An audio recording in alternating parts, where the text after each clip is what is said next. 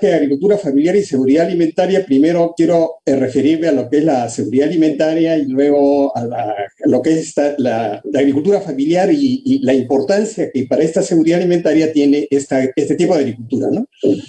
Esto lo voy a leer, este primer párrafo, porque es una definición acordada por todos los miembros de la FAO el año 1996 y que especifica que la seguridad alimentaria y nutricional se realiza cuando todas subrayado, las personas tienen en todo momento acceso físico, social y económico a alimentos suficientes, inocuos y nutritivos para satisfacer sus necesidades nutricionales y preferencias alimenticias para una vida activa y sana. Esta definición ha sido adoptada no solamente en esta reunión de 1996, sino que ha inspirado las diferentes políticas agrarias y alimentarias de muchos gobiernos, incluyendo el nuestro. Como verán, en esa definición se precisan 4 componentes, 4 columnas para la seguridad alimentaria. La primera, la disponibilidad; la segunda es el acceso; luego la utilización; finalmente la estabilidad; y como un marco, digamos, para que todo esto funcione, la institucionalidad. Ahora, ¿qué se entiende por disponibilidad? Se entiende lo que sugiere, por supuesto, la palabra, ¿no? Es que haya en todo momento alimentos disponibles en un país dado, en una región dada, en una zona dada, y que esos alimentos obviamente tienen que ser nutritivos. Ojo, al inicio no se consideraba la palabra nutritivos cuando se hablaba de seguridad alimentaria, pero como veremos más adelante, puede uno alimentarse, pero alimentarse mal, con malos nutrientes o sin nutrientes, y por lo tanto hoy día es seguridad alimentaria y nutricional, ¿no? Y estos alimentos, para que haya disponibilidad, pueden ser producidos dentro del país, pueden ser importados, ¿no?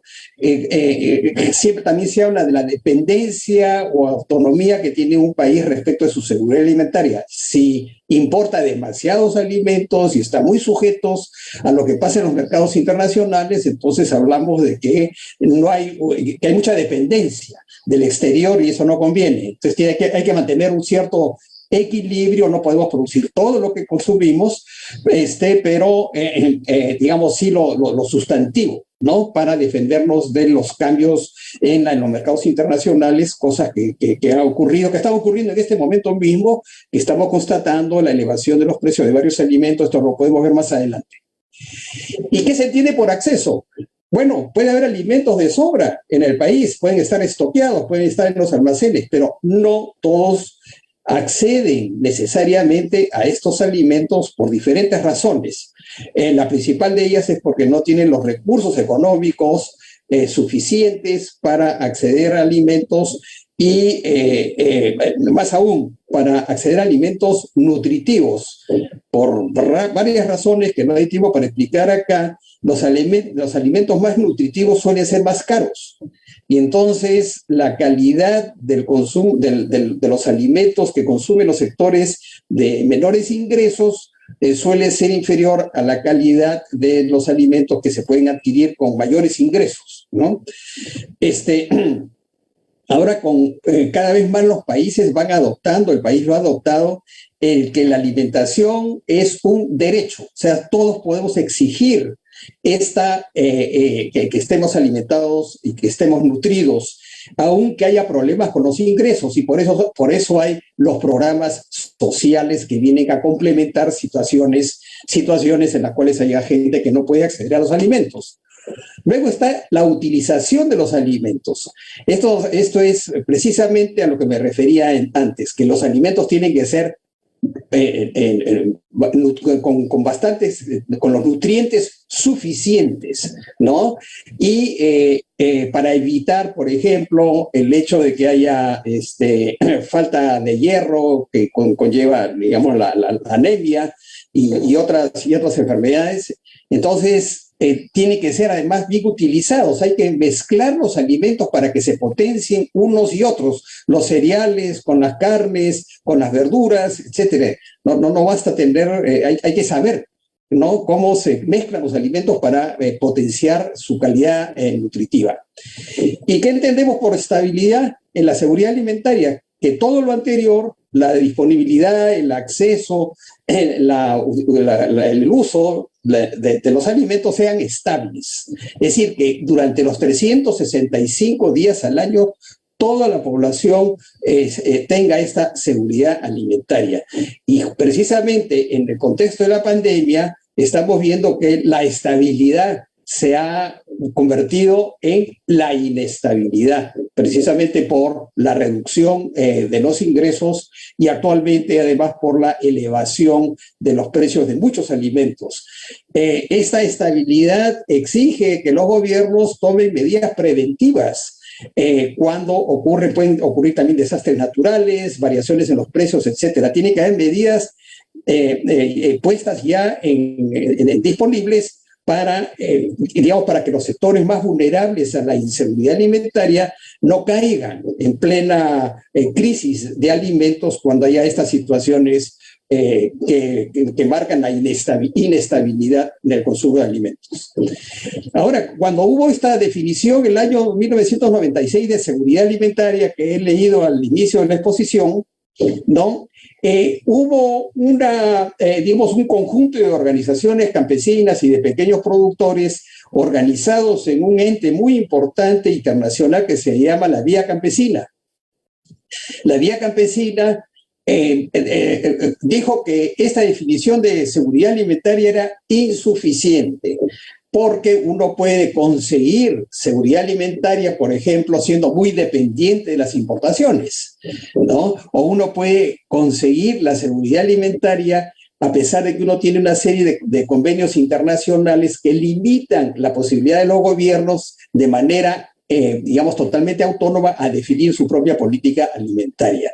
Entonces, la Vía Campesina, esta organización internacional que está conformada por gremios campesinos de todo el mundo, dijo, lo que necesitamos es que haya soberanía alimentaria, es decir, que todos los estados, más allá de los acuerdos internacionales, etcétera, todos los estados deben tener el derecho de definir autónomamente, independientemente, cuál va a ser su política alimentaria.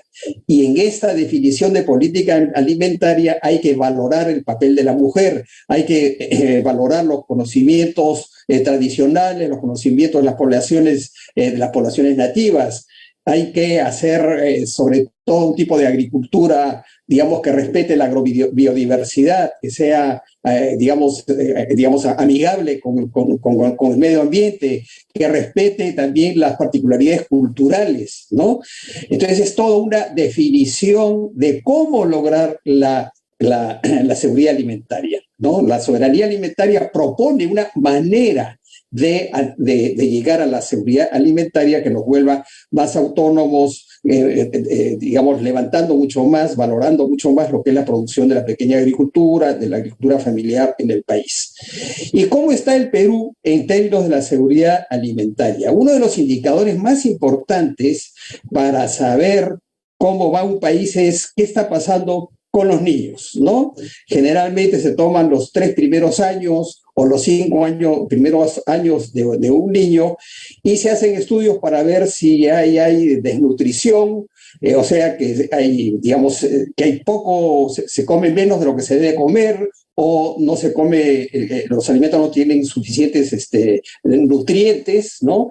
Y los niños pueden ser bajos para la edad o pueden tener poco peso para la edad o para su tamaño. Hay diferentes tipos de desnutrición. Y lo que ha habido en el Perú ha sido felizmente hasta hace muy pocos años, en todo este periodo de crecimiento de la economía en el país, hubo una reducción muy importante de la desnutrición infantil. Aquí podemos ver en estas barras, podemos ver cómo en los últimos 5 años, el 2015 y 2020, cómo fue reduciéndose la desnutrición infantil, ¿no? Estamos viendo acá, del año 2015 al 2020, ¿no es cierto?, se bajó de 14.4 a 12.1, pero esto es muy diferente en las áreas urbanas con las áreas rurales. Fíjense, en las áreas urbanas, el 7.2% son, digamos, tienen desnutrición crónica, pero en el área rural es casi el 25%. Ojo, hasta el año 2020. Puede ser que estos datos se hayan, digamos, agravado por la pandemia. Y también vemos las diferencias regionales, ¿no? En la costa, el grado de desnutrición infantil es bastante más bajo que en las otras dos regiones, es particularmente alta en la zona de la sierra. Y finalmente también hay diferencias entre hombres y mujeres, ¿no? Es decir, hay una mayor desnutrición en los hombres, el 12.9, que en las mujeres, ¿no? Estos datos, si uno tiene información desde la década del 90, vemos que en la década del 90 el número de desnutrición infantil, el porcentaje, llegaban a porcentajes mucho más altos, encima del 50%. O sea que tomando las últimas décadas ha habido una reducción muy, muy importante, que se debe no solamente, digamos, al crecimiento económico, sino se debe también a que han habido, digamos, programas sociales y que ha habido otras cosas, por ejemplo, la construcción de carreteras que ha permitido que los alimentos circulen, ¿no es cierto?, que haya más mercados, etcétera, ¿no? Pero no solamente hay desnutrición, sino también hay malnutrición. Es decir, podemos comer en cantidad suficiente, pero con nutrientes desbalanceados, y sobre todo cuando lo que comemos es con demasiada grasa, con demasiado sodio, demasiada sal o demasiada azúcar, ¿no? Ahí ven ustedes en los iconos de abajo, ¿no?, como el 2020 la cuarta parte de las personas de 15 años y más sufren de obesidad. Este 24%, ¿no? Casi el 25%, está creciendo. O sea, cada vez más hay gente con más sobrepeso en todas las edades, en todas las regiones, no solamente en la costa, en la sierra, no, en todas las regiones, incluyendo las áreas rurales, ¿no? Esto se está incrementando. ¿Y por qué es un problema? Es un problema porque la obesidad es una condición que favorece lo que se llaman las enfermedades crónicas no transmisibles, enfermedades digamos, al corazón, la diabetes y la presión alta y otras más que hoy por hoy se están extendiendo. Son enfermedades, digamos, crónicas, como dice su nombre, digamos, son difícilmente curables o no se curan, ¿no? Son muy costosas desde el punto de vista de la salud pública y cada vez tienen cada vez un peso mayor entre los problemas de salud que tiene la población. Y pueden ver ustedes que la obesidad es mayor en las mujeres que en los hombres, y basta salir a caminar en las calles, ¿no? Cuando uno comienza a afinar y buscar en la población, en cualquier sitio, cuando uno vaya al centro de la ciudad, vaya a los mercados, etcétera, etcétera, hay que poner atención a ver cómo está el peso de la gente y vamos a darnos cuenta y nos vamos a sorprender la cantidad de gente que a la vista, solamente a la vista, digamos, es obesa o está con sobrepeso, ¿no?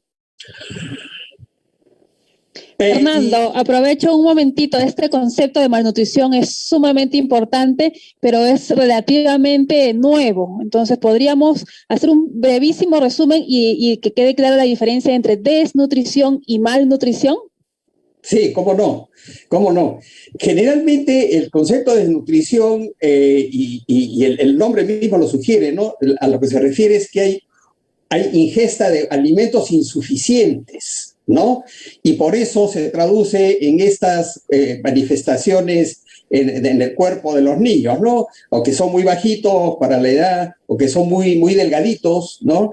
Pero en el caso de malnutrición no es que haya una insuficiente consumo de alimentos, sino que hay un desbalance de los nutrientes de los alimentos, ¿no?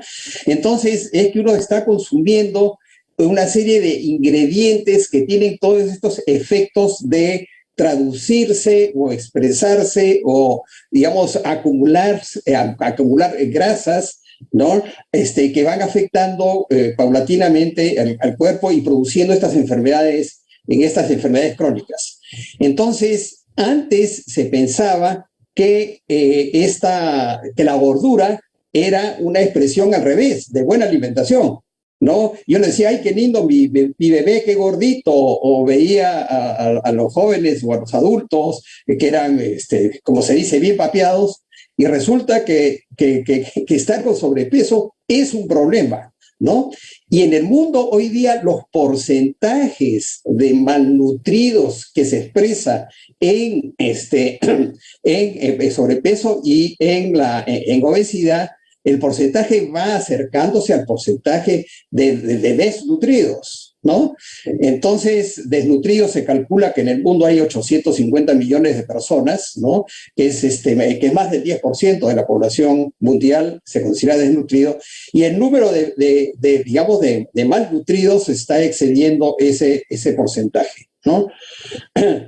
Ahora, vamos a escuchar, y lo tocaremos cuando hablemos de la agricultura familiar inmediatamente, que el papel de la agricultura familiar es fundamental para la seguridad alimentaria del país. No solamente del país. La FAO hizo un estudio hace 2 o 3 años, un poco más de años, precisamente el año en que el año 2014 las Naciones Unidas declararon como el Año Internacional de la Agricultura Familiar. Se hizo un estimado del número de agricultura familiar que hay en el mundo, y hay más de 600 millones, ¿no? Y de estos 600 millones, el gran porcentaje tiene menos de 2 hectáreas, o sea que realmente son agricultores muy pequeños, y la FAO estima que, a pesar de que son muy pequeños, pero son muchos, en muchos países, incluyendo el nuestro, alrededor del 80% más o menos de los alimentos son producidos por este sector, ¿no? Por esta agricultura familiar, ¿no? Entonces, en el caso del Perú, el Ministerio de Agricultura estima que entre el 70 y el 75% de los alimentos son provistos por la agricultura familiar, pero tenemos otras fuentes de alimentos, que es, por ejemplo, la industria alimentaria. Por ejemplo, una de las principales fuentes de cereales que se consumen en el Perú son el trigo y sus derivados. Más del 90% del trigo que consume el Perú, donde salen los fideos, sale el pan, salen las harinas, salen las galletas, es importado. Tenemos una alta dependencia de la importación del trigo. La industria avícola, hoy por hoy, los pollos constituyen la principal fuente de proteínas animales, más que la carne de res, más que la carne de cerdo, ¿es cierto? Más que los peces, ¿no? Que los pescados, ¿no? Entonces, y la industria avícola depende del maíz amarillo duro, que es lo que comen los pollos. Y más o menos las 3/4 partes del maíz amarillo duro es importado. O sea que también somos muy dependientes para la provisión de proteínas animales. Y también para la producción de aceites comestibles, ¿no? Nosotros importamos mucho soya y sus derivados para la producción de aceites, que son los que sirven para preparar los alimentos, etcétera, ¿no? Y otra fuente es la comida ultraprocesada, ¿no? La comida ultraprocesada es esta comida cuyos ingredientes, esta comida cuyos ingredientes son derivados, son alimentos sintetizados, ¿no es cierto?, de otros productos, ¿no? Cuando uno compra, por ejemplo, unas galletas o una serie de alimentos que vienen en paquetitos, etcétera, y uno lee que están compuestos, uno ve que hay 20 nombres, ¿no? Porque hay colorantes, hay preservantes, etcétera, etcétera, etcétera.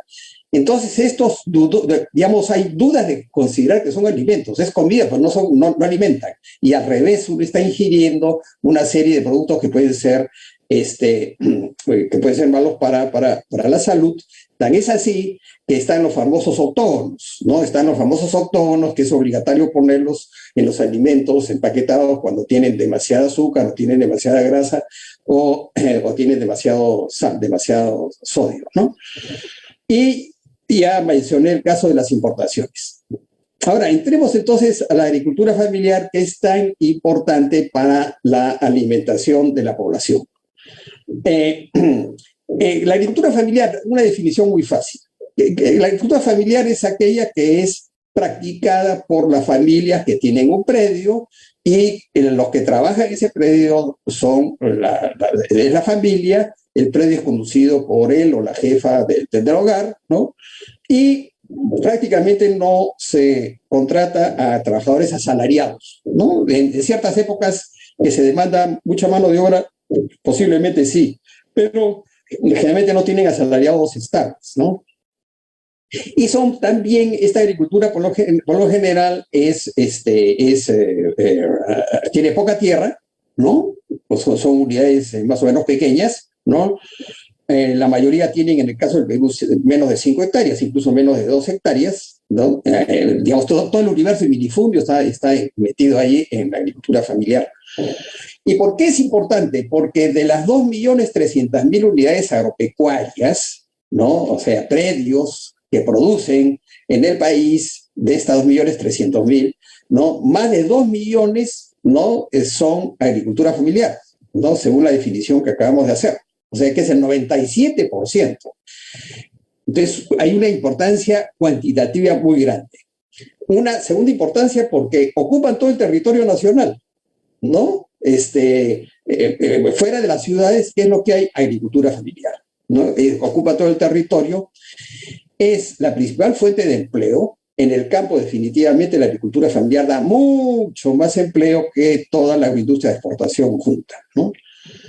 Luego, porque mantiene la biodiversidad. Ya mencionaron ustedes en la introducción la gran importancia que tiene la biodiversidad del país. Se tiene la suerte de ser un país biodiverso, no solamente porque hay una gran diversidad de climas, suelos, etcétera, etcétera, que favorece, digamos, justamente la biodiversidad, sino que a través de siglos y de siglos, los trabajadores en el campo, desde antes de la venida de los españoles y después de la venida de los españoles, han ido desarrollando esta biodiversidad.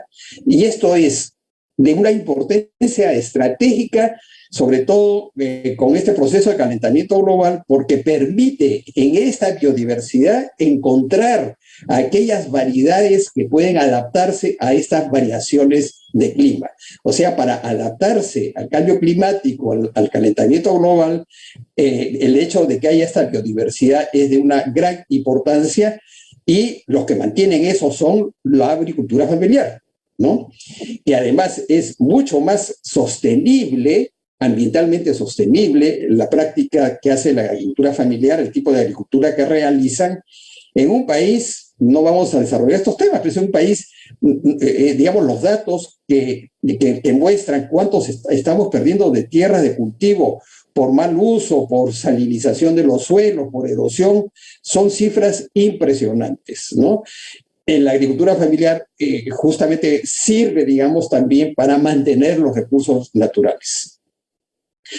Y luego la importancia de la agricultura familiar para mantener abastecido el mercado de alimentos durante los años, durante todos estos meses de la pandemia, ha sido una cosa notable, ¿no? Porque finalmente no ha habido un problema de disponibilidad de alimentos, ha habido un problema de acceso, porque mucha gente ha perdido sus ingresos o ha visto sus ingresos disminuidos, pero no ha faltado el alimento, estaba ahí, ¿no es cierto? Y eso se debe en gran parte por la capacidad de resiliencia, vías mejoradas, etcétera, ¿no?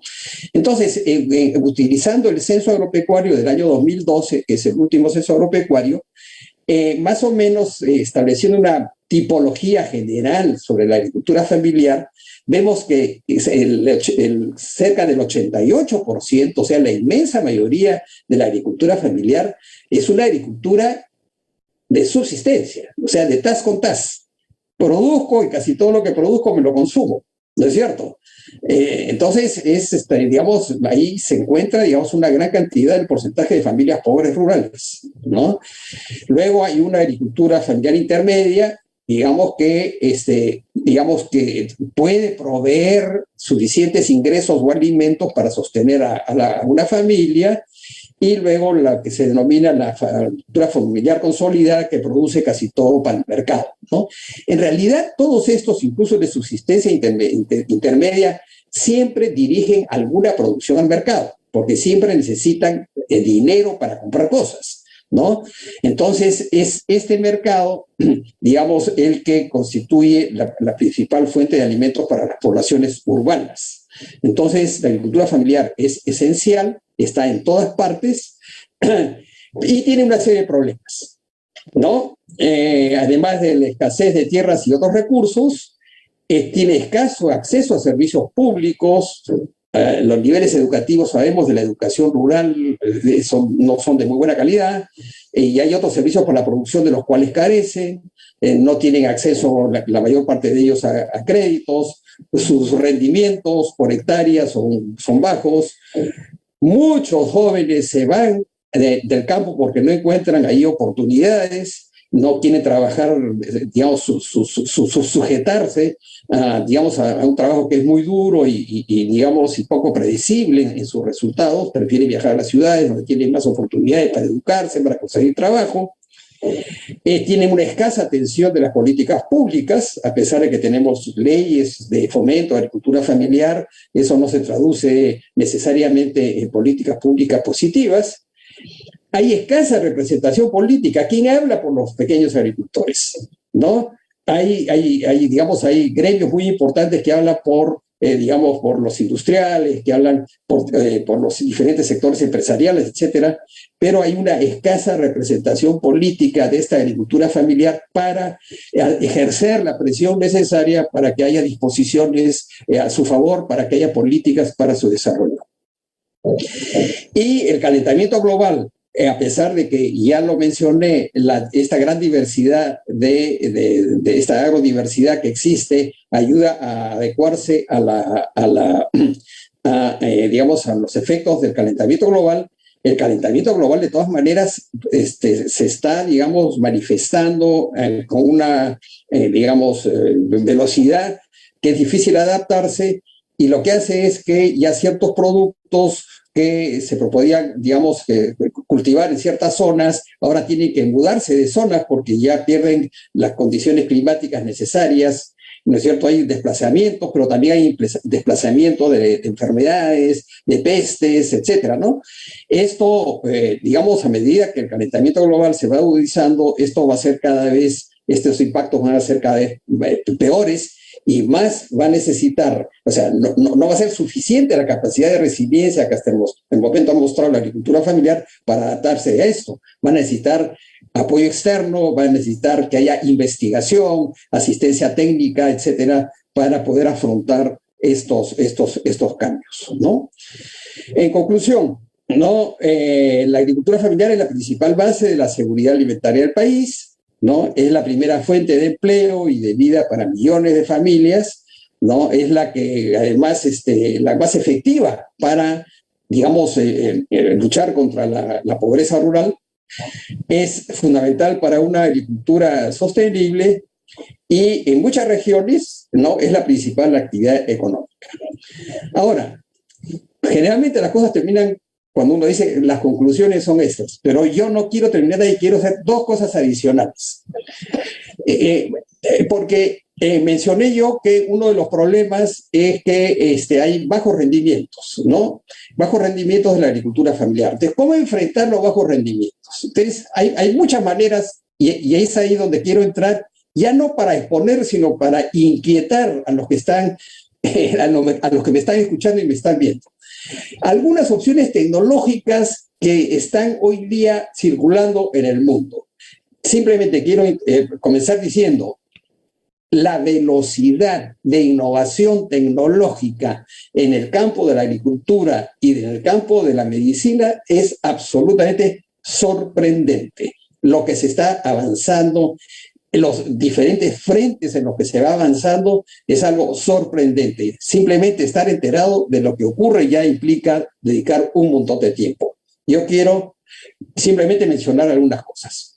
Una es la opción por la agricultura orgánica y agroecología, que no basta tener una visión que considera que agroecología y agricultura orgánica es son las prácticas que, sobre todo prácticas campesinas, etcétera. Ellos efectivamente hacen esto, pero la agroecología y la agricultura orgánica también han avanzado mucho en términos de conocimiento. Entonces, ahí hay un potencial muy grande que aprovechar. Y como ustedes saben, la agroecología tiene la gran ventaja de que produce alimentos inocuos, que no tienen efectos adversos en los recursos naturales, no contaminan, etcétera. O sea que esa es una opción que hay que desarrollar mucho más. Y seguramente muchos han escuchado lo que es la agricultura digital. O sea, todo lo que es la utilización de computadoras, de sensores, de tecnologías móviles, ¿no es cierto?, de acumulación de información, de inteligencia, la inteligencia artificial, y esto sirve para la producción, esto sirve para combatir plagas, esto sirve para establecer relaciones comerciales, para vender productos, para transferir conocimientos, etcétera, ¿no? Esto está en avance en muchas zonas, incluso en el Perú, pero mucho más en otros. Todo lo que es digamos, digamos, lo que está a nivel atómico, a nivel de las partículas, que cambian las propiedades de los materiales, ¿no? Y que ya se están utilizando también en la agricultura para detectar enfermedades, para utilizar determinado tipo de abonos, ¿no es cierto?, con una serie de ventajas y sin las desventajas que muchos abonos tienen, ¿no? La utilización de drones, ¿no? Y robótica, ojo, que muchas de estas se pueden adaptar a cualquier tamaño de predio. Esto no es necesariamente de grandes tamaños de predios, se pueden adaptar muy bien a pequeñas dimensiones, ¿no? Entonces están el monitoreo de humedad, de grado de desarrollo de las plantas, qué sé yo, ¿no es cierto? Todo esto hoy día se utiliza, incluso también en el Perú, pero a escalas muy pequeñas y generalmente, digamos, no está siendo difundido precisamente en el contexto de la agricultura familiar. Luego, hay algo que es sorprendente ahorita, después de esto, y con eso termino, hay toda esta utilización de la agricultura, de nuevas tecnologías para lo que se llama granjas verticales, ¿no? Usted sabe, la actividad agropecuaria es una actividad básicamente horizontal, pero sobre todo en el desarrollo de la producción de alimentos para las ciudades, ahora ya se están desarrollando granjas verticales, ¿no? En la cual todo está controlado. Todo está controlado, ahí ni siquiera hay suelo, no hay tierra, todo es artificial, ¿no? No digo que esto sea deseable o no deseable, pero estas son opciones que comienzan a ser utilizadas por ejemplo, en ciertas ciudades para las cuales esta comienza a ser la manera más, digamos, más limpia, entre comillas, y más, digamos, económicamente más viable para conseguir alimentos, ¿no? Luego está, por último, esta lista se puede alargar, pero de las que tengo acá, lo que llaman ahora ganadería celular, es la producción de carne sin ganado, ¿no? Ahora se produce carne en laboratorio con el mismo sabor, con la misma consistencia, etcétera, etcétera, pero sin el ganado. Los que promueven esto, entre otras razones, dicen que eso evita que la ganadería, que es gran productora de metano, que es uno de los gases, digamos, de efecto invernadero, etcétera, etcétera. Estas son algunas opciones tecnológicas. ¿Cuáles son las que convienen? Para saber cuáles son las que convienen, hay que conocerlas, ¿no? Y seguramente entre ustedes ya les habrá picado algún interés de conocer más en profundidad alguna de estas. Y para terminar, porque las cosas entran sobre todo con los ojos, quiero mostrarles algunas muestras de la agricultura muy moderna en Holanda. Holanda, después de los Estados Unidos, que es un país chiquito, es el segundo exportador de alimentos del mundo. Acá tenemos, por ejemplo, es en una ciudad, ¿no? Y es la azotea de un edificio y acá tenemos una granja, ¿no es cierto?, de productos básicamente hortícolas que están acá, ¿no es cierto? Que todo lo que acá se usa la luz solar, pero también luz artificial en las noches, ¿no? Y bueno, y ahí obtienen alimentos, bueno, esta de acá, que está acá a la derecha, ¿no es cierto?, es una plantación de tomates y que, como acá ven, las luces LED, y estas luces LED, digamos, les ofrecen, según la intensidad, los colores, y qué sé yo, digamos, tiene efectos sobre, por ejemplo, los sabores. En este caso específico que estamos viendo es un invernadero holandés que está produciendo unos tomates del tipo que que los italianos, que son grandes consumidores de tomate, les gusta. O sea, estos holandeses están produciendo un tomate italiano para los italianos, ¿no? Bueno, acá tenemos, esto sí lo he visto yo directamente en una granja familiar, allá, en una granja familiar en Alemania. Esto que ven acá, ¿no es cierto?, es una cosa rotativa para, digamos, para ordeñar las vacas. Cada vaca tiene un chip. Entonces, la vaca entra acá, le conecta el chip en una computadora y que está toda la biografía de la vaca está registrada. Cuánto come, cuánto pesa, cómo evoluciona en peso, cuánta leche produce, etcétera, etcétera. Y todo esto pasa a una base central que es controlada por, digamos, el propietario o el administrador, etcétera, etcétera, ¿no? En espacios muy pequeños, ¿no?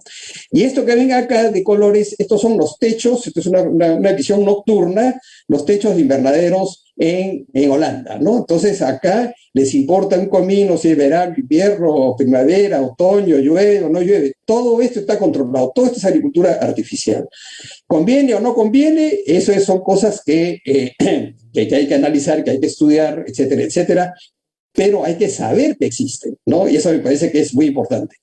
Entonces, para terminar, ahora sí, fíjense ustedes cómo cuando discutamos sobre el tema de la agricultura familiar, su participación en la seguridad alimentaria, etcétera, no nos quedemos con una visión de la agricultura familiar solo con sus características actuales, sino cuáles son las potencialidades que puede tener esta agricultura familiar dada esta vasta oferta de tecnologías que hay que conocer y luego seleccionar para poder aplicar y, digamos, el beneficio de la agricultura familiar en beneficio de la seguridad alimentaria del país.